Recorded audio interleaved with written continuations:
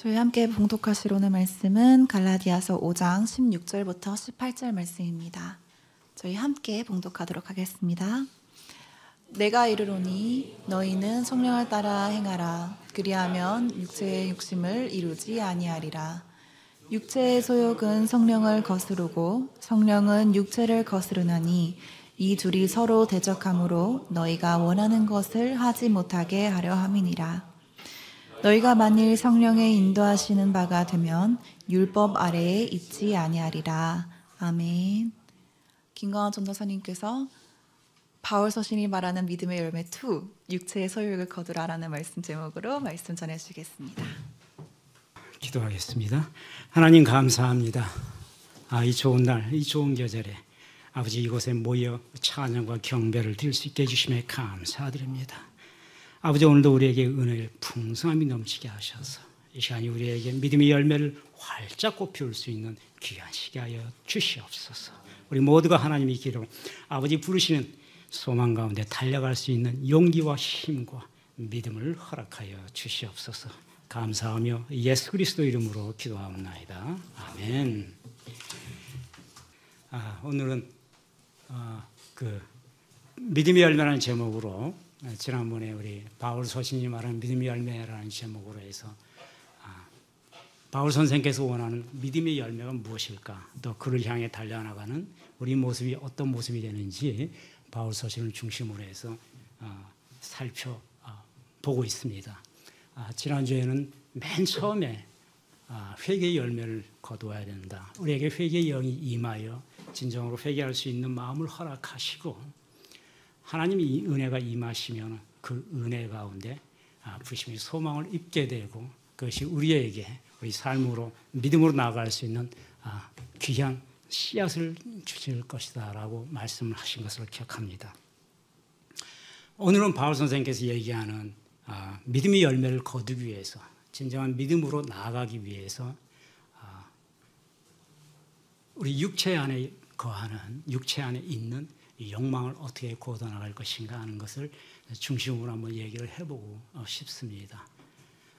우리 안에 하나님의 영이 임해서 은혜가 임하게 되면 우리 안에 있는 육체의 욕망과 하나님의 영은 분명히 충돌하게 되어 있죠. 오늘 갈라디아서 말씀은 이제 그 말씀을 얘기하고 있는 겁니다. 갈라디아서 5장 여러분 방금 읽으셨듯이 육체의 소욕은 성령을 거스린다라고 하고 있고 성령은 또한 육체를 거슬려서 이 둘이 서로 대적해서 하나가 될 수 없다는 말씀을 하십니다. 이 말씀을 가지고 바울 선생은 우리 안에서 육체의 소욕을 거둬내지 못하면 진정한 열매, 믿음의 열매를 맺을 수 없다는 얘기를 하고자 하는 것이죠. 이 얘기를 하는 과정에 함에 있어서 우리는 아주 중요한 어떤 젊은이 회심의 얘기를 먼저 생각해 보려고 합니다. AD 385년, 386년경이죠. 아직 기독교가 로마의 국교로 공식적으로 인정되기 이전에 AD 4세기 말에 어떤 젊은이가 있었습니다. 그 젊은이 친구 알리피우스라는 사람은 당시 변호사로서 일을 했었고 또 다른 친구인 폰티키아누스라고 하는 사람이 있었어요. 이 사람은 밀라노 궁정의 관리로서 일하고 있는 젊은 청년이었습니다. 제가 얘기하고자 하는 이 젊은 친구는 아버지가 프리키아누스라고 하는 사람이고 어머니가 모니카라고 하는 사람이에요. 아버지 프리키아누스라는 사람은 이교도였고 당시에 어머니는 예수님의 제자를 통해 가지고 하나님을 영접한 분이었어요. 그래서 아주 총명한 이 젊은 친구는 아버지는 너희 총명함으로 인해 가지고 그다음에 밀라노에 있는 궁에 당시 밀라노에는 황제가 구하는 로마 교황이 거하는 궁이 있었어요. 공식적인 수도는 로마이지만은 밀라노는 로마보다 더 큰 수도였기 때문에 밀라노에는 황제가 거하는 별궁이 있었는데 거기서 하다만 출세하라는 거죠. 너희 똑똑함을 이용해서 출세하겠으면 좋겠다. 그래서 학교를 로마에 있는 수사학 그 학교로 보냅니다. 수사학이라고 하는 거는 오늘날로 얘기하면 뭐라고 할까요? 뭐 인문학, 뭐 법학 이런 것들을 종합한 그냥 말재주를 피우는 학문이 이제 수사학인데 그런데 어머니는 자기 아들인 이 사람에게 난 네가 뭐가 되기를 원하는 것이 않는다. 예수님을 영접할 수 있었으면 좋겠다라는 얘기를 합니다. 근데 이 젊은 친구는 너무 뭐라고 그럴까, 이 젊음의 열정과 욕망이 강해서 어려서 총명하구나 이래가지고 수학 학문을 일찍 통달하긴 했지만은 하나님이 과연 있는가, 그리고 신은 무엇이며 신은 내게 있어서 어떤 존재인가 하는 문제를 가지고 끊임없이 고민하고 끊임없이 책을 보며 탐독했던 친구예요. 그러다가 마니교라고 하는 마니케아니즘이며 마니교라고 하는 그 교회를 알게 됐죠. 당시 마니교는 우리가 지금 보는 우리 주변에 지금 마니교는 거의 볼 수가 없죠. 이 시기는 AD 4세기경이었습니다. 교회가 전파된 지 예수님이 승천한 지 불과 300년 뒤의 일이었고, 그 당시에는 기독교의 여러 가지 분파들이 뭐 일부는 이단이니 일부는 그래서 기독교에 관한 최종적인 교리가 제대로 정립되지 않았던 시기였고, 여러 분파들이 서로 각양각색으로 예수님을 전하고 있던 시기였죠. 그래서 우리도 바울 서신을 보면은, 또는 뒤에 베드로전서 이런 데 보면은 거짓 교사, 거짓 그리스도를 조심하라 뭐 이런 얘기가 많이 나오듯이 그 당시에 그게 횡행하던 시기였습니다. 마니교는 다른 종교가 아니고 기독교의 한 분파였어요. 이 사람이 마니교에 빠지게 된 거는 마니교가 자신이 생각하고 있던 것과 너무나 같은 철학을 가지고 있었던 거거든요. 이 사람은 고통스러웠던 게 내 안에 선한 의지가 있다. 나는 참으로 선한 것을 찾아서 나의 선한 재주를 국가와 사회와 민족을 위해 거창하게 젊은 친구가 하고 싶다. 그런데 내 안에 또 하나의 법이 있어서, 또 하나의 욕망이 있어서 그 욕망을 내가 견딜 수가 없다. 끊임없이 내 안에 선한 의지와 악한 의지는 충돌하고 있다라고 하는 이 번민을 해결하지 못하고 이것을 어떻게 해결할 수 있는지를 고민하다가 바로 딱 그 교리에 합당한 교리를 가진 마니교에 심취해버린 겁니다. 그래서 무려 9년 동안 마니교 수원에 가가지고 마니교 공부를 했어요. 그러다가 마니교는 여러분이 아시다시피 우리에게는 선한 의지를 관장하는 선한 신이 있고 악한 의지를 관장하는 악한 신이 있는데, 이 두 개의 신 중에 너희가 선택하는 신에 따라서 너희 운명이 결정한다. 내가 주일날 마니교로 예배하러 오고 싶은 의지와 원형 경기장에 가가지고 검투차주의 경기를 보는 그 의지가 충돌한다면, 네가 원형 경기장에 가서 또는 극장에 가서 극장을 관람하고자 하는 그 의지를 버리고 마니교에 와서 예배를 본다면 선한 신이 너를 구원으로 인도할 수 있다. 그러니까 내 안에는 선한 신과 악한 신이 끊임없이 대립한다고 하는 교리를 가지고 있는 거죠. 이 교리에 심취해가지고 9년 동안 마니교 수도원에 들어가가지고 이 젊은이는 마니교 공부를 하는 거예요. 그럼에도 불구하고 자기가 궁극적으로 헤매고 했던 그걸 해결하지 못합니다. 그 다음에 자기 젊음이 자기의 욕정을 해결하지 못하고 밀라노에 있는 요즘 말하면 그 술집들, 사창가에 가서 그 일을 저지르죠. 거기서 한 여인을 만나서 그 여인을 통해서 아이를 갖게 되죠. 이 젊은 친구가. 그때의 나이는 무려 20살, 20대 초반이었어요. 물론 당연히 결혼을 안 했고 부모는 당연히 모르고 있고. 그러다가 마니교가 아닌 것 같다라고 해가지고 거기를 빠져나오게 됩니다. 무려 9년간 자기 청춘을 바쳐서 수학을 공부했던 그 지식과 지혜를 가지고 마니교에 접했다가 마니교가 아닌 것 같다. 어느 날 갑자기 내 안에 악한 의지가 너무나 다양하게 있어서 마니교의 교리로서 선한 의지와 악한 의지가 대립하는 것이 아니고 악한 의지가 서로 대립하며 선한 의지도 같이 충돌을 하더라. 그런데 마니교는 이 문제를 해결해 주지 못하고 있다 하면서 마니교를 뛰쳐나오게 되죠. 그래서 밀라노에 있는 수학 그 학교에서 아무나 똑똑한 친구여가지고 옛날 과거에 AD 4세기니까 대학이라는 건 없었죠. 학교에 교수 자리를 얻어가지고 가르치면서 그 먹고 사는 걸 하면서 밀라노에 그 전셋집을 얻어서 이 변호사인 친구 알리피우스와 함께 교제를 시작합니다. 신앙에 관한 교제를 시작하죠. 그러다가 어느 날 자기 집 주변에 있는 밀라노의 한 정원에 무화과 나무가 있는데 이 무화과 나무 아래에서 아주 격렬한 논쟁과 심적 갈등을 겪게 되죠. 이때 알리피우스와 폰티키아누스라고 하는 두 명의 친구가 같이 있었는데 폰티키아누스라는 친구로부터 안토니우스라는 사람에 대해서 듣게 되는 겁니다. 이 안토니우스라는 사람은 클레오파트라의 그 안토니우스가 아니고 AD 4세기니까 당시 수도승이었어요.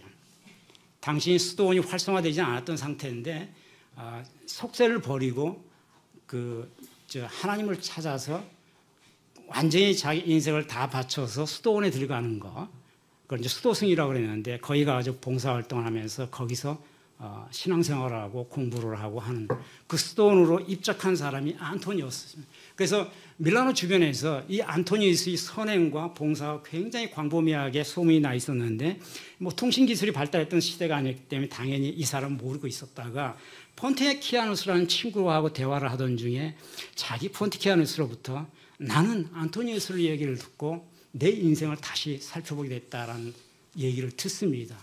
그러면서 폰티키아누스가 이 친구에게 나는 궁정의 관리로서 출세하려고, 다시 말해서 고위관리로 출세하려고 지금 궁정 내무부에서 근무를 하고 있는데 사표를 던지고 나도 수도원에 들어가겠다. 오늘자로 들어가려고 한다. 오늘이 그대들과 이 자리에서 마지막으로 교제할 수 있는 시간이라는 얘기를 듣습니다. 이 얘기를 듣고 이 친구하고 같이 있던 알리피우스라고 하는 그 변호사 일을 하고 있던 그 친구가 깜짝 놀래가지고 도대체 안토니우스가 누구냐라고 하면서 그 얘기를 듣고 그 사람이 수도원에 들어가가지고 선행을 하고 그 봉사를 하고 하나님의 도와 그 예수님 얘기를 하는 걸 듣고 깊은 충격에 빠지게 되죠. 그래서 폰티키아누스는 내 길을 내가 이제 새로 잡았노라 하면서 그 장소를 떠나고 알리피우스와 둘이 남습니다. 두 사람이 있어 갑자기 이 친구는 두 사람과 얘기하는 도중에 더러운 곳에 귀를 기울이지 말고 땅에 있는 지체를 죽이라 라는 말을 어디선가 듣게 돼요. 저들은 너에게 즐거움을 말할 것이나 그건 내 주 하나님의 법도에 어긋난다. 갑자기 알리피우스라는 친구와 더불어 격렬하게 삶에 대해서 하나님에 관해서 어떻게 살아야 될지에 대해서 얘기를 하다가 더러운 곳에 귀를 기울이지 말아라. 땅에 있는 지체를 죽여라. 그것은 어떤 경우에도 너에게 즐거움을 말할 것이나 그러나 결코 하나님의 법도가 아님이라 라는 말을 듣습니다. 들으면서 꼭꼭 눈물을 쏟으면서 그 자리 무화과 나무 아래에서 눈물을 쏟으면서 울기 시작하죠. 울면서 이렇게 알리피우스라는 친구가 보는 자리에서 통곡을 하면서 기도를 합니다. 하나님 언제까지입니까? 또 어느 때까지입니까? 이런 기도를 하죠. 이 사람은 자기 죄악을 몰랐던 것이 아니에요. 너무나 똑똑했던 친구고 지혜가 충만했던 친구고 그래서 아버지는 너희 그 머리로 수사학을 공부해서 로마에 가서 최고의 대신이 되라고 했던 그 총명한 머리를 가지고 있던 친구였고 그와 같은 지혜와 그와 같은 공부도 했고 지금 수사학을 가르치고 있어요. 자기가 이미 교수가 돼가지고 그런데 자기 육체의 고통과 번민 내 육체가 가지고 있는 욕망을 견디지 못하고 그 시내에 있는 선술집에 가지고 몸 파는 여인들과 접하고 그렇게 해서 자식을 갖고 어머니 눈을 속이고 어머니는 통곡하는 것을 자기가 보게 되는 거죠. 그러나 그거를 자기 스스로는 견뎌낼 수 없었다는 겁니다. 이것이 잘못된 건 알지만은 내 스스로 돌이킬 수 있는 방법이 없었다. 그래서 하나님께 아버지 언제까지입니까? 언제까지입니까? 그리고 내 죄악을 제발 기억하지 말아달라고 외치면서 기도를 하고 있죠. 바로 이 장면, 이날 밀라노 정원의 한 무화과 나무 아래에서 친구 알리피우스와 함께 폰티키아누스의 안토니우스 얘기를 듣고, 그리고 회개의 영이 임해서 통곡하면서 울면서 아버지 어느 날입니까 어느 날입니까 하면서 내 죄를 기억하지 말라라고 끝없이 기도하면서 통곡하고 있는 이 순간에 또 다른 환청이 들립니다. 어떤 아이들이 동네에서 어린아이들이 노랫소리가 막 들리기 시작해요. 그 노래는 똘레 레게 똘레 레게라고 하는 외침이 있는 거예요. 근데 자기만 들리는 거예요. 실제로 그 어린아이들이 주변에서 그 조용한 밀라노의 그 공원에서 노래를 하고 있지는 않아요. 그러나 자기 귀에 너무나 뚜렷하게 똘레레게 똘레레게란 말이 들리는 어린아이 노래소가 들려서 친구 알리피우스에게 아이들이 여기서 노래하고 어디 있냐 했더니 친구가 아니 주변에 아무도 없다. 우리 둘뿐이다. 그런데 내게 자꾸 똘레레게 똘레레게란 말이 들린다. 똘레라는 말은 라틴어인데 영어의 take 집어라는 뜻이고 가져라 집어라. 레게란 말은 라틴어인데 헬라어로는 로곤이라는 말, 영어로는 read, 책을 읽는다, read라는 뜻이에요. 그래서 똘레레게라는 말은 집어서 읽어라 이런 말입니다. 집어서 읽어라, 집어서 읽어라 하는 거를 노래처럼 지금 듣고 있는 거예요. 그런데 친구의 알리피우스는 그런 얘기를 듣지 못하고 있는 거죠. 그러다가 문득 어떤 영감 같은 것들이 머리를 강하게 치고가는 영감이라고 할 수 있겠죠. 치고 어떤 생각이 불현듯 탁 들었는데 친구의 손을 잡고 내가 여기 오기 전에 내 서재에 가서 보던 책이 하나가 있다. 손을 끌고 서재로 끌고 들어갑니다. 친구를 가지고. 똘레레게 집어서 읽으라는 거잖아요. 무엇인가 여기서 이제 어떤 메시지를 드린 거죠. 그래서 자기 서재에 가가지고 그날 자기가 보다가 나왔던 책이 있었는데 그 책이 바울사도의 책이었어요. 바울사도의 책을 탁 펴는 순간 다음과 같은 글이 그의 눈앞에 딱 떠올랐습니다. 이거는 그의 눈에 띈 글이에요. 그의 눈에. 누가 한번 읽어주세요. 응?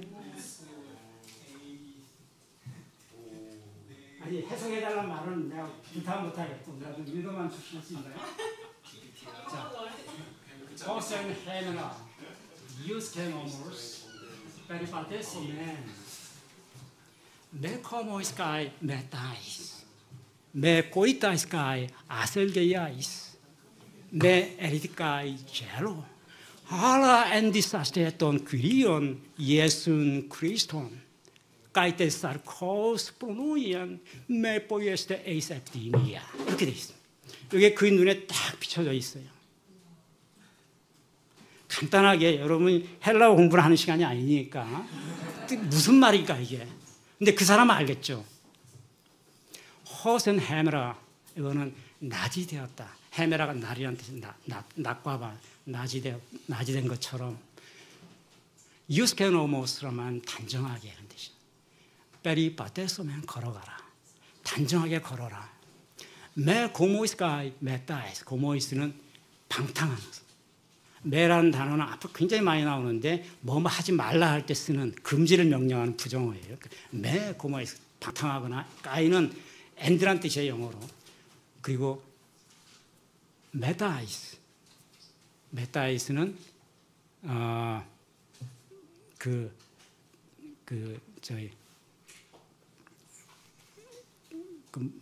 우리말로 뭐라 그러죠? 호색하는 거? 그러니까 거리에서 자꾸 호색하면서 여인들을 붙잡고 하는 거. 그러니까 고모이스가 메타이스니까 방탕하거나 호색하지 말고 메 고이타이스라는 말은 음란이라는 뜻입니다. 음란하지 말고 가이 아셀게야이스. 음행을 하지 말라. 그게 계속 나오는 거죠. 그리고 메 에리디까지 젤로는 에리디는 분탕질하는 거. 젤로는 여러분들 많이 쓰는 말이에요. 영어에 젤로스라고 해가지고 시기하는 거. 그러니까 분탕질하거나 시기하지 말아라. 그리고 이제 중요한 그의 눈에 충격까지 들렸던 이 부분이 나옵니다. 알라라는 말은 이렇게 하지 말라 하고 나 뒤에 알라 하면은 오직 이렇게 하라는 뜻이에요. 접속사인데 알라 엔디사스테는 말은 새 옷을 입으라는 뜻이에요. 옷을 입는 거 put on your clothes 그러면 영어로 옷을 입으라는 뜻이잖아. put on이라는 수. 거기 엔디사스테 새 옷을 입어라. 무엇의 옷을? 돈 귀리온은 주님.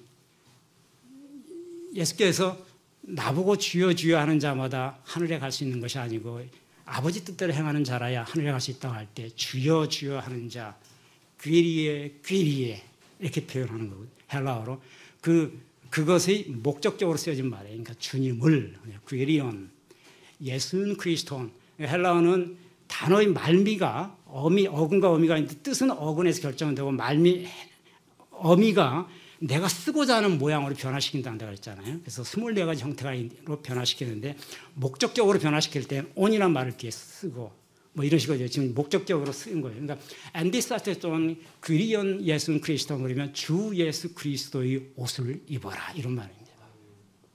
가이테 사르코스 브로노이아 이거는 사르코스는 오늘 계속 나오는 육체의 영, 육체. 브로노이아는 그 육체가 영어의 before는 미리, 노이아는 지난번 한번 얘기했죠. 영어의 known, 생각.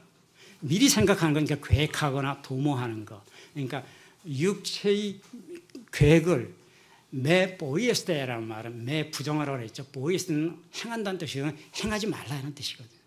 에이스 에피디미아라는 영어의 for your simple desire. 그러니까 에피디미아라는 말은 그 죄성, 그러니까 육체적인 욕망을 말하는 거죠. 그러니까 가이테이사르코스 프로노이암메 보이에스테 에이스 에피디미아 이 말은 그 앞에 예수 그리스도 옷을 입고 너희 육체의 욕망을 위해서 육신의 계획을 도모하지 말라 이런 말입니다. 이게 그 눈앞에 딱 비춰진 거죠. 이거 어디서 많이 들었죠? 지금 우리말로 하는 거는 이게 로마서 13장 13절과 14절 구절이에요. 그러니까 바울 사도의 글이라고 하는 거는 아마도 바울 사도의 로마서를 그가 읽다가 나가서 알리피우스하고 친구들하고 얘기하면서 계속 자기 욕망과 계속 갈등을 빚고 있었던 거죠. 그러다가 폰티키아노스라는 친구가 와가지고 안토니우스 얘기를 듣고 갑자기 안에서 올라오는 통곡의 눈물이 쏟아지기 시작하면서 아버지 언제까지 내가 이래야 합니까? 이렇게 기도하고 하던 중에 하나님께서 또올레레게라고 하는 환청을 주신 거죠. 그 아이들이 주변에서 그런 노래를 했을 리는 없어요. 왜냐하면 바로 옆에 있던 알레피우스는 나는 아무것도 못 들었는데 하고 있거든요. 그러니까 그냥 이 친구가 손을 끌고 내 방에서 내가 보던 책에 있는데 들어가 보자 해가지고 서재로 바로 들어와서 펴는 순간 바울의 로마서를 딱 피게 된 겁니다. 로마서 13장 13절과 14절에 있는 거죠. 낮에와 같이 단정히 행하고 그 앞에 이렇게 돼 있죠. 이제 밤이 가고 날이 밝으리니 이렇게 돼 있습니다. 13장 12절은 낮에와 같이 단정히 행하고 방탕하고 더 이상 술 취하지 말라. 맨날 술 먹고 그러지 말란 얘기죠. 얼마나 술 먹고 그랬겠어요. 이 똑똑한 친구가 머리도 좋고 공부도 많이 했고 그죠? 뭐 꿈도 크고 계획도 많은데 근데 자기 육신의 욕망을 거두질 못하는 거죠. 음란과 호색하지 말고 쟁투와 시기하지 말고 오직 주 예수 그리스도로 옷 입고 정욕을 위하여 육신의 일을 도모하지 말라. 이 말이 제가 앞에 있던 바로 그 부분을 본 거죠. 그런데 똑같은 상황에서 친구 알리피우스에도 하나님께서 놀란 그 환상을 주시는 거예요. 알리피우스가 이 친구가 얘기합니다. 나는 내 눈에 비친 글귀는 이거였다라고 하면서 다른 얘기는 아니지만 이 말을 얘기하는 거예요. Donde hasta nunca te piste pros lampanes te me eis diacriseis dialogismon 무슨 말일까요? donde 대는 이제 그러나 이렇게 나가는 겁니다. 접속사. 그러나 don 아스테눈따란 말은 영어로 아스테네오라는 단어는 몸이 약하다, weak란 뜻이에요. 그래서 눈따 뒤에 이제 어미가 변해 있는 건데 이거는 이제 분사형이라고 그래가지고 그 사람을 뜻할 때 뭐뭐 한 사람, 몸이 약한 사람 할 때 또 아스테눈따 이렇게 합니다. 영어에서도 the weak 그러면은 몸이 약한 사람이잖아요. 그래서 the strong 그러면은 strong은 강한 자지만은 the strong 그러면 강한 사람들 하듯이 헬라어에서 또 아스테눈따 그러면 몸이 약한 자 이런 얘기예요. 에피스테이는 믿음이라는 뜻입니다. 그러니까 믿음이 약한 자를 또는 목적적으로 쓸 때 쓰는 말이라 했죠. 믿음이 약한 자를 빨간 걸로 쓰죠. 프로스 람파네스테 이 말은 프로스하고 람파노의 합성어인데 프로스란 말은 어떠한 방향으로 가라는 뜻이에요. 람파노는 받아들이라는 뜻입니다. 그러니까 직역을 하면은 헬라어나 영어나 단어가 합성이 돼가지고 새로운 뉘앙스의 말을 창출하잖아요. 그런 거죠. 프로스를 안 빠냈을 때 믿음이 약한 자를 받아들여라 이런 말이에요. 메 에이스 디아크리세이스라는 말은 메는 뭐뭐 하지 말라고 그랬죠. 디아크리세이스는 judgment 하는 거예요. 영어로 판단하는 거. make judgment이라고 하는다. 그러니까 메 에이스 디아크리세이스 그러면 판단하지 말라는 뜻입니다. 디알로기스몬 이것을 디알로기스모는 디아라는 단어하고 로기오라는 단어가 합쳐진 건데 로기오라는 단어는 여러분이 혹시 아실지 모르겠어요. 요한복음 1장 1절을 보면 있죠. 태초에 말씀이 계셨다고 있잖아요. 그 말씀이 하나님과 함께 계셨고 그 말씀이 곧 하나님이시라. 이때 말씀이라는 단어 태초에 엔 아르케 에놀로고스 태초에 말씀이 계셨다. 그리고 그 말씀이 호로고스 브로스톤데온 하나님과 함께 계셨다. 호데오스 에노로고스 그 하나님이 곧 말씀이셨다. 이게 요한복음 1장 1절인데 거기에 나온 로고스가 이 로기어란 말입니다. 그러니까 로기오는 디아는 로기어를 통해라는 합성어에 나온 거거든요. 그러니까 사유 로고스란 말에 있으면 말씀, 사유, 생각 뭐 이와 같은 어떤 철학적인 언어를 말하는 거죠. 그러니까 여기서는 디알로기스몬이라 그러니까 그가 생각하고 있는 사유를 가지고 그를 판단하지 말아라 이런 말을 한 거예요. 이게 이제 로마서 14장 1절에 이렇게 번역이 되어 있습니다. 믿음이 연약한 자를 너희가 받되 그의 의견을 비판하지 말라. 우리말로 이제 번역한 거는 많은 사람들이 그 의미를 받아들일 수 있게 뭐 이런 식으로 한 거죠. 뭐 번역은 전혀 틀린 말이 없어요. 알리피우스는 이 친구는 조금 전에 주 예수 그리스도 옷을 입으라라고 그 눈에 번쩍 띄었는데 친구인 알리피우스는 똑같은 상황에서 자기 눈에 번쩍 띄었던 것을 고백을 합니다. 이 친구한테. 나는 그때 이 말에 이렇게 눈이 띄었어 하면서 믿음이 연약한 자를 받아들이되 그의 의견을 가지고 비판하지 말아라, 정죄하지 말라는 뜻이죠. 하나님께서 두 사람에게 각각 다른 메시지를 줬어요. 그런데 곰곰이 생각해 보니까 알리피우스는 변호사예요. 그죠? 지금 이 사람은 이제 이 사람이 누군지 알겠죠? 네, 어거스틴인데 지금 이 사람은 수사하기 변호사는 아니에요. 근데 같이 고민하고 같이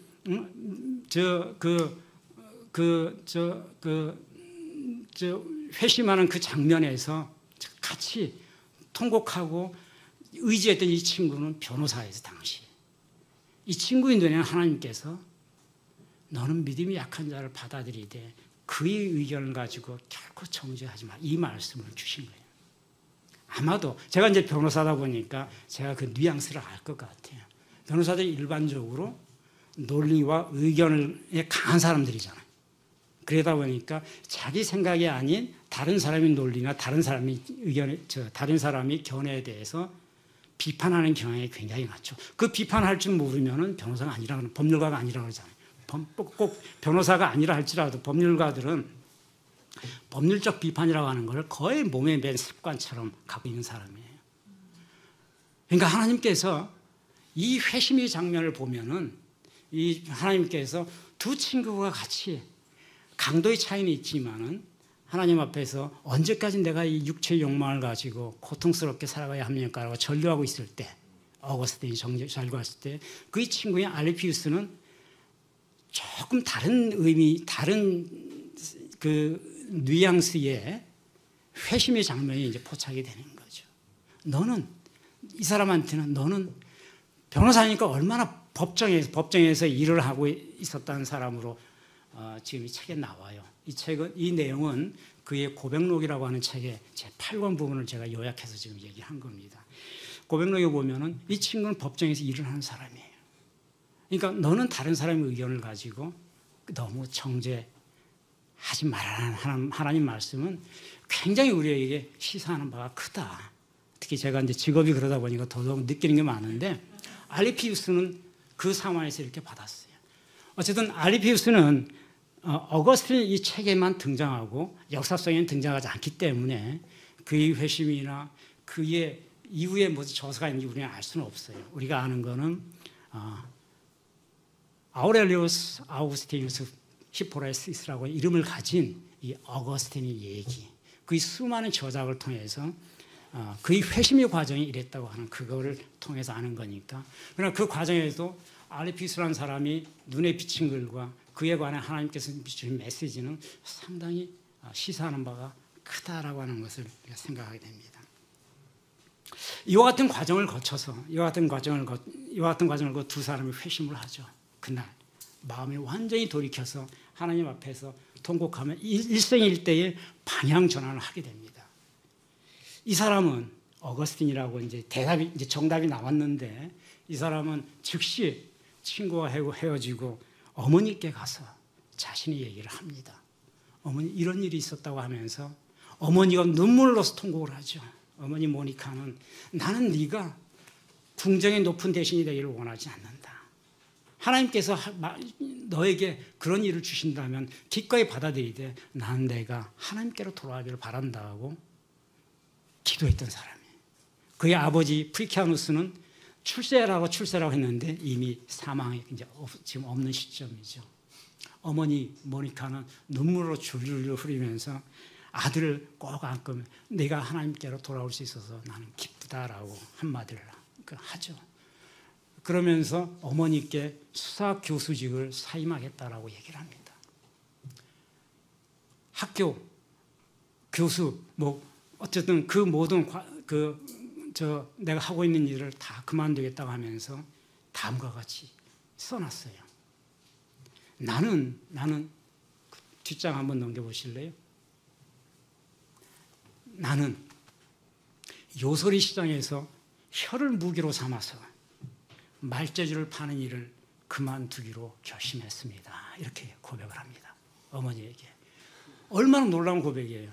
요소리 시장, 혀를 무기로 삼아가지고 말재주를 판다. 이 사람이 수사학 교수였다 그랬잖아요. 그죠? 이런 고백이 나오기가 굉장히 어렵죠. 그죠? 자기가 하고 있던 일을 요소리 시장에서 내 혀를 무기로 해서 말재주를 파는 일로 느끼고 있는 거죠. 그렇게 아버지가 출세라고 해서 공부해서 그 젊은 나이에, 이때가 이 사람이 나이는 28이었어요. 30대가 되지 않았던 나이에 밀라노에 있는 좋은 학교, 천재들 가르치는 수학 교수 자리를 가지고 공부하고 있는데, 그리고 10년간 그 만이교회 가가지고 자기 나름대로 새로운 진리를 찾아서 만이교회 가가지고 거기서 공부하다가 이건 아니다 해서 뛰쳐나온 이 사람이, 내가 지금까지 했던 거는 요소리 시장에서 혀를 무기로 삼아서 말재주를 파는 일에 불과했다, 이런 말을 하는 거죠. 그리고 그 일을 나는 그만두기로 결심했다, 이렇게 씁니다. 그러면서 어머니께 교수직을 사임하고 돌아가겠습니다라고 얘기를 하죠.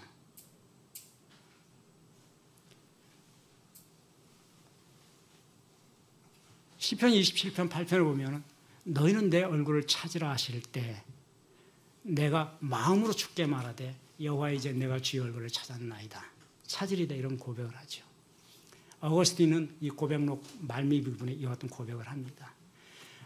말재주 파는 일을 이제 그만두기로 했고 이제 내가 드디어 주의 얼굴을 찾기로 나섰습니다 라고 하면서 시편 27편 이제 8편을 인용하고 있어요.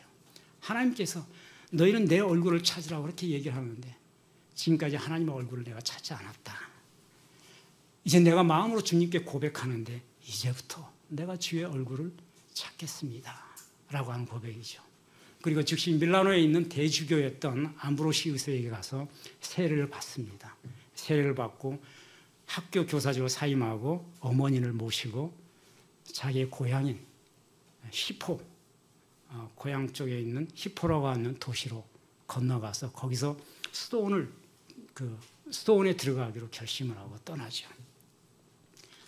떠나는 날 오스티아라고 하는 그 항구가 있는데 그 항구에서 어머니가 돌아가셔요. 어머니는 히포로 가지 못하고 그런데 어머니가 돌아가실 때 환상을 봅니다. 이 사람이. 어거스틴이 환상을 보는데 그 환상 가운데 어머니께서 아주 편안하게 그리고 천국에 임하며 천국의 음성이 들리는 것을 내가 보았노라라고 하죠. 그리고 어머니는 돌아가시고 그 어린아이 그 자기 자식 그 사창가에서 낳았던 아이를 데리고 히포로 가서 거기서 스토온을 찾아서 들어가면서 이제 거기서 평생이 목회와 그 사제직을 수행을 시작하는 거죠. 이것이 어거스틴이 회심의 과정이에요.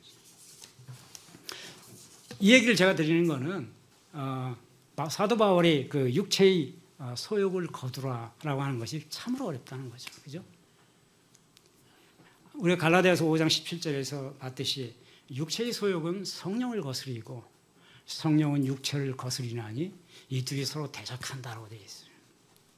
이 육체라고 하는 거는 우리는 우리 말에 적당한 표현이 없어서 육체라고 지금 번역이 되어 있지만은 우리 육신을 의미하는 것은 아닙니다. 이 육체는 아까 그 헬라어에서 말할 때 사르크스라고 표현을 쓰고 있는데 몸을 뜻하는 헬라어에는 두 가지 용어가 있어요. 소마, 육신, 바디라고 하는 몸이 있고 사르크스라는 말은 소마보다는 훨씬 철학적인 용어예요. 바울은 계속 육체의 소욕이 성령을 거스린다고 할 때 육체를 소마라는 표현을 쓰지 않고 사르크스라고 얘기하고 있습니다. 사르크스 육체는 우리 몸 안에 있는 죄의 본성을 얘기하는 거예요. 근데 우리가 이걸 번역을 할 때 우리말 성경은 바울이 헬라어 성경을 가지고 직접 번역한 것은 아니에요. 헬라어를 아는 사람이 우리 성경이 나올 때 존재하지 않았기 때문에 그때는 영어를 아는 사람도 없었을 때이니까 영어를 가지고 번역을 시작했던 거죠. 영어도 마찬가지죠. 헬라어를 가지고 번역하면서 가장 적합한 용어를 뭐를 표현해야 될까 하고 이제 고민을 했을 거예요. 영어에는 육체의 소유를 할 때 sinful desire라는 말을 많이 써요. 우리 안에 죄성, 욕망. 이것은 이 body라는 말하고 좀 육신하고 좀 다르죠. 잘못하면은 우리 육신이 모두 죄악이 됐다라고 얘기를 우리가 오해를 할 수가 있는데 우리 몸덩어리가 죄악이라는 뜻은 아닙니다. 로마서 7장에 보면은 그래요. 내가 7장 20절에 이런 말이 있어요. 내가 원하는 것을 성령이 원하는 것을 하고 싶지만 내가 그것을 하지 못하면 내 안에 있는 또 다른 죄가 그것을 가로막기 때문이다라고 얘기를 하죠. 로마서 7장 20절에 내가 원하지 않는 그것을 하면 이를 행하는 자는 내가 아니요 내 속에 거하는 죄라고 했죠. 그러니까 내 몸뚱아리가 모두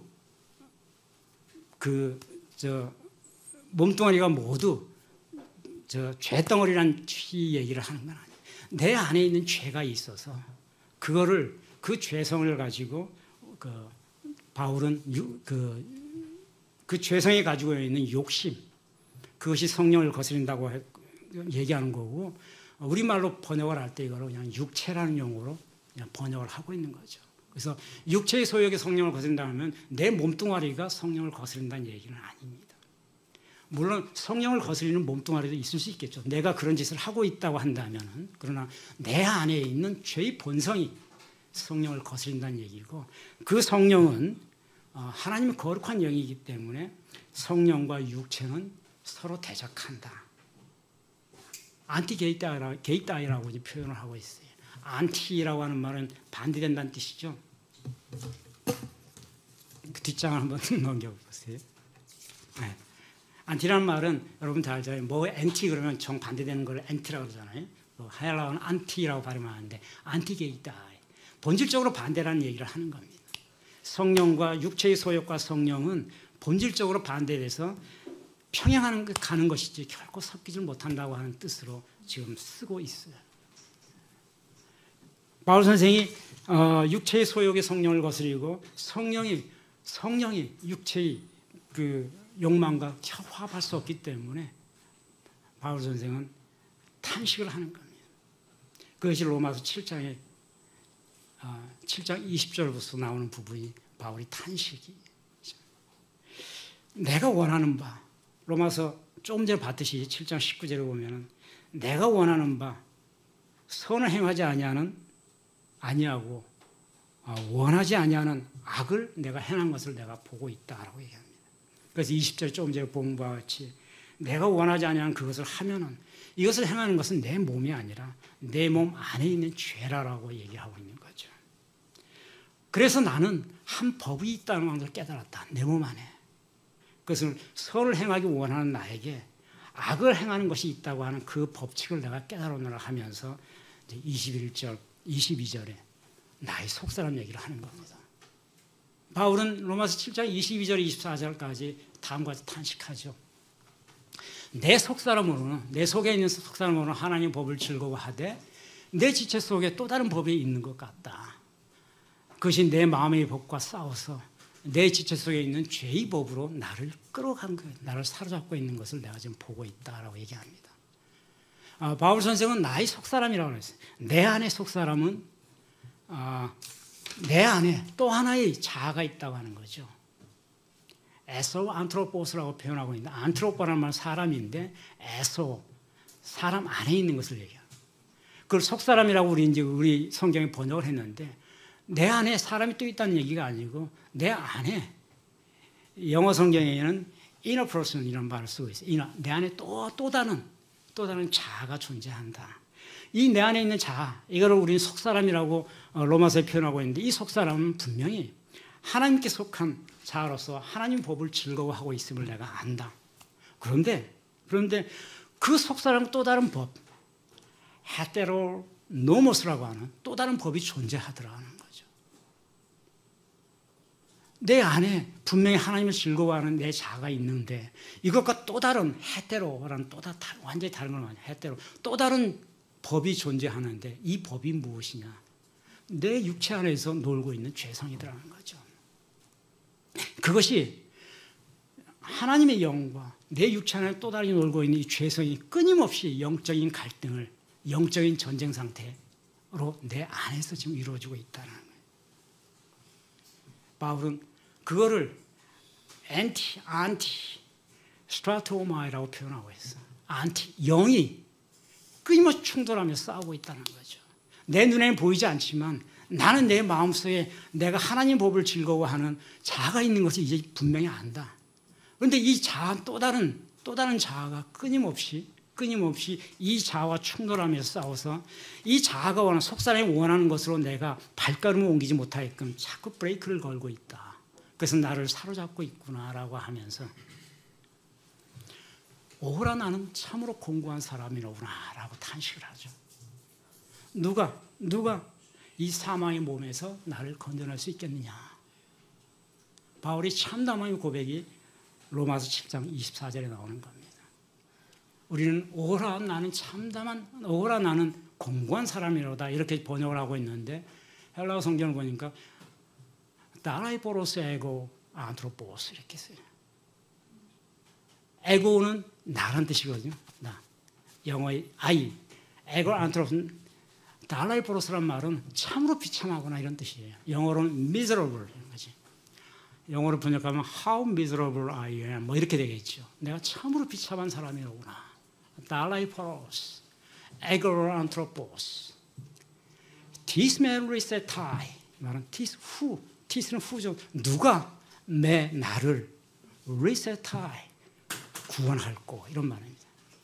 액투 소마투스 두 다나투 두토. 액투는 from 이제 무엇에서, 소마토스 이제 처음 나와요. 여기서 몸을 바울이 그 육체라고 표현할 때는 아까 말했듯이 소마토스로 표현하지 않았죠. 육체의 죄성을 얘기할 때 표현했던 거는 사르스라고 했잖아요. 이제 여기는 드디어 사망의 몸, 다나투스는 사망이라는 뜻이고 소마가 내 몸이에요. 이제 영어의 body. 이 사망의 이 몸으로부터 디스메로레세타이, 누가 나를 구원해 주겠느냐, 이런 고백을 바울이 하는 겁니다. 그게 로마서 7장 24절입니다.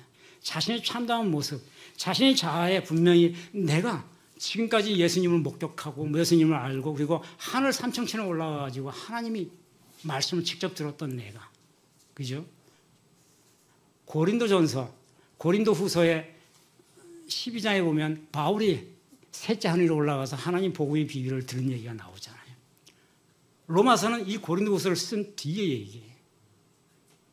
같은 장소 고린도에서 쓰긴 썼지만은, 그런데 이 시점에 쓸 때는 그 놀라운 비밀을 내가 다 알고 있고, 다마스커스 노상에서 눈이 멀었던 것을 눈을 띄게 해주신 주님을 알고 있고, 그래서 아라비아 반도까지 가가지고 거기서 3년간 어떻게 생활했는지 모르지만 고통스러운 사역의 생활을 감당했고, 예루살렘에 가가지고 예루살렘에 주님의 제자라고 하는 사람들을 만나러 가서 나도 주님이 부르심을 받았다고 하는 걸 고백하게 해서 갔다가 몰매를 맞을 유대인들한테 쭉 해서 죽을 고비를 넘겨서 다시 고향인 나소로 가서 거기서 아무도 없는 팀에서 10년간 또 수도 생활을 하고 거기서 사역을 하고, 그러다가 부름받아가지고 드디어 에베소로 가죠.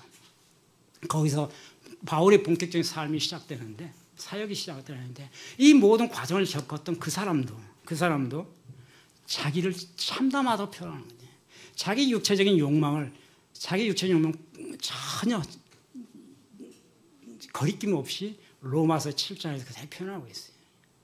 오라 나는 참으로 공고한 나라이포로스에고 안트로포스, 내가 그런 사람이다, 이렇게 비참한 사람이다 라고 하면서 누가 나를 구원해 줄 수 있을 거라고 하면 디스메루레세타이 액투소마도스투 다나투티우토, 이와 같은 고통, 사망의 몸에서 누가 나를 구원해 줄 거라고 절규를 하고 있는 거죠. 그러면서 25절에 가면 그러나 나는 우리 주 예수 그리스도로 인해서 감사하노라는 말이 나오죠.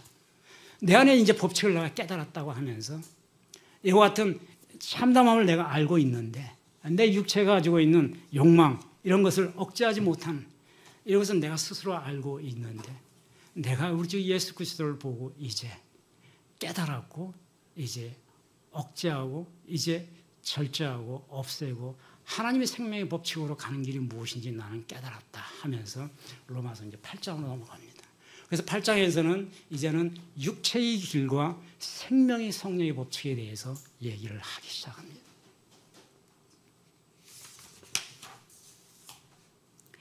사망과 생명에 대해서 얘기를 이제 시작하는 거죠. 로마서 8장에 가면 사망의 길과 생명의 프로네마가 있다라고 얘기를 합니다. 이 부분은 다음 시간에 제가 이제 사망과 바울의 그 믿음의 열매 이제 세 번째, 그래서 이제 사망과 생명의 프로네마라는 제목으로 해서 다음 시간에 한번 다시 얘기를 하고 할 수가 있을 것 같아요. 다음 주에. 그래서 그 부분에서 다시 말씀드리겠습니다만, 내 안에 사망의 길과 생명의 길이 분명히 존재하고 있더라. 그 둘은 서로 섞일 수 없다는 것도 내가 또 깨달았다. 둘이 원수지간이다라는 거죠. 우리는 어떤 프로네마를 내 안에서 선택할 것이냐, 내 가치와 내 존재가 어느 지향점에 있느냐에 따라 가지고 모든 것이 달라진다라고 하는 걸 얘기를 하고 있습니다. 그래서 마지막으로 갈라디아 2장 22절에 가면 바울의 고백이 이제 나옵니다. 내가 그리스도와 함께 십자가에 못 박혔으니 그런즉 이제 내가 사는 것은, 육신으로 사는 것은 내가 사는 것이 아니요 내 안에 계신 예수께서 사시는 것이다 라는 고백을 이제 하게 되죠. 바울 선생은 자기 육신의 욕망과 자기 육신의 그 소위 말하는 탐욕, 인간이 가지고 있는 죄의 본성에 의해서 절망적인 상황까지 겪고 하는 과정을 통해 가지고 큰 깨달음을 얻은 것이고, 그는 사망에서 생명으로 가는 과정에서 자기 자신을 십자가에 못 박지 않는 한은 가능하지 않다고 하는 것을 깨달은 거죠. 그래서 바울의 회심은 자기 스스로가 그리스도와 함께 십자가에 못 박지 않는 한은 불가능하다는 것을 이제 알려주시는 겁니다. 육체의 욕망, 그 육체의 욕망을 거두라고 말하는 거 쉽지만 사실은 거두기 어렵죠. 그죠? 육체의 욕망이라고 하는 것이 꼭 그 어떤 정욕 같은 것만 있는 것이 아니고 이 땅을 살면서 갖는 많은 탐욕, 그죠? 다양한 것들이 있어요. 돈을 벌고 싶은 거, 높은 자리에 오르고 싶은 거, 뭐 수없이 많은 종류의 좋은 일들이라고 하면 세상에서 얘기하는 좋은 일들이 있지만 이 모든 것들이 하나님의 성령의 법칙과 생명의 법칙과 충돌한다고 하는 거죠. 이와 같은 것들을 버릴 수 있는 것은 자기 스스로가 십자가에 못 박히지 않는 한은 안 된다고 하는 걸 바울은 깨달은 겁니다. 그래서 바울 선생은 비로소 내가 그리스도와 함께 십자가에 못 박혔나니, 그리스도와 함께 내가 십자가에 못 박힘으로 인해서 이제서야 내가 내 안에 있는 육체의 욕망을 거둬들이게 됐다. 그래서 이제 내가 사는 것은 비록 내 육신의 몸으로 살고 있는 것 같지만은 내 이 안에 있는 육체의 욕망으로 사는 것이 아니라 예수 그리스도 그분의 영으로 내가 살아가는 것이다 라고 얘기를 합니다. 아마 이 정도 경지가 되면은 우리는 육체의 욕망을 거두었다라고 하는지 말을 우리가 할 수 있을지 모르겠지요. 굉장히 어려운 얘기죠. 어려운 얘기고, 어거스틴은 똑같은 비슷한 상황에서 내가 죄인임을 깨달았을 때 구원자가 절실히 필요하다는 것을 느꼈다라고 얘기하죠. 어거스틴 자신의 비참함이 하나님의 은혜를 더욱더 크게 보이게 하였다라고 얘기합니다. 그리고 어거스틴은 도저히 나는 내 의지로는 내가 가진 죄를 끊어버릴 수가 없었다. 내가 가진 죄의 모습을 끌어내기 위해서는 오직 하나님의 은혜밖에 존재하지 않았다는 겁니다. 그러니까 은혜로서만 가능한 것이지 나의 의지, 내 이성과 나의 지성이 지향하는 나의 어떤 의지든, 나의 어떤 공부머리든 뭐 선한 의지든 나의 의지로는 내 육체가 가지고 있는 이 죄성, 육체의 욕망을 거둬낼 길이 없었다라고 어거스틴은 고백하는 거죠. 오직 하나님의 은혜로서만 거두어질 수 있었다라고 얘기를 하는 겁니다. 우리는 오늘 어거스틴의 회심 과정, 그 친구의 와 함께 회심의 과정과 그리고 사도 바울 선생이 얘기했던 육체의 욕망을 우리 안에서 거두어내는 것이 얼마나 어려운가 하는 걸 느끼게 됩니다. 주제는 결론은 그렇죠. 할 수 있는 건 아무것도 없어요. 우리 의지로, 여러분의 의지로 우리가 할 수 있는 건 사실 없습니다. 내가 아무리 강한 결단과 입술을 깨무는 결단이 있어서 예수님과 함께 살겠다고 해도 그 결단과 의지로서 예수님과 함께 살아갈 수 있는 건 아니에요. 그게 아마 여러분 젊은 사람들과 저 조금 더 인생을 사는 사람들이 조금 생각이 차이가 있을지 모르겠는데 저는 그렇게 얘기를 단언할 수 있어요. 내가 아무리 결단하고 내가 아무리 굳은 의지를 가지고 내가 아무리 선한 책과 양서를 많이 봐도 어거스틴은 100번 1000번을 봐도 그걸로서 내가 내 육체의 욕망을 거둬낼 수 없고 내가 선하게 살아갈 수 있는 것은 아니다는 거죠. 오직 하나님의 은혜가 임하지 않으면 안 된다고 하는 거죠. 하나님이 선택해서 은혜를 부어주지 않으면 그 은혜가 아니면 우리는 어떤 식으로도 변화될 수 없다고 하는 거예요. 그것이 회심이라는 거죠. 내 인성으로 내 생각으로 하는 것이 아니고 오히려 내가 할 수 있다. 여러분은 젊으니까 막 그런 의지가 막 강할 거예요. 내가 개척을 해도 나는 지금 개척을 시작하면은 나는 30년 뒤에는 이제 중형급 교회로 20년 뒤에는 대형 교회를 내가 할 수 있다. 그런 소망과 비전을 가는 건 이제 비전으로서는 좋아요. 근데 그것이 가능하지 않다고 하는 것은 현실적으로 가능하지 않다는 얘기를 하는 것이 아니고 그것이 결코 우리 육체의 본성을 거둬가는 과정이 아니라고 하는 것은 내 의지와 내 소망과 내 생각, 나의 이성, 그 모든 나의 실력 가지고 우리가 은혜의 길로 갈 수가 없기 때문이라는 거죠. 결론 딱 하나입니다. 우리 어거스틴이 봤듯이 그냥 예수 그리스도 마지막 장 한번 띄워주실래요? 주 예수 그리스도로 옷 입는 거. 물론 어렵죠. 엔디사스했던 그리온 예수 그리스도, 주 예수 그리스도 옷 입는 거. 이 옷을 입고 그 옷을 입으면 그 예수께서 그냥 변화시키는 것이죠. 내가 하는 것이 아니고 바울처럼 이제 내가 살아가는 것은 내 의지로 살아가는 것이 아니라 내 안에 계신 예수께서 살아간다고 얘기하잖아요.